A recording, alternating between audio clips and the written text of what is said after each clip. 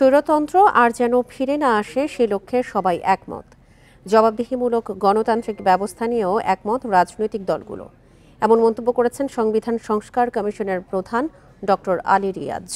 সকালে রাজধানীর ইস্কাটনে সুশাসন ও গণতন্ত্র বিষয়ক সেমিনারে এই মন্তব্য করেন তিনি।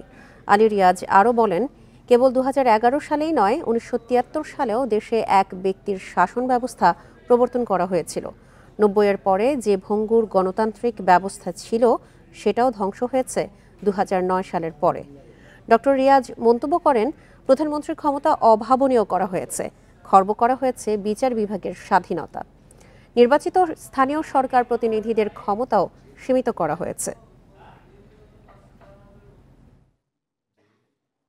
বাংলাদেশের সংবিধান দুইবার পুনর্লিখিত হয়েছে কোনো রকম ম্যান্ডেট ছাড়া এবং জনগণের ইচ্ছার বিরুদ্ধে, জনগণের স্বার্থের বিরুদ্ধে।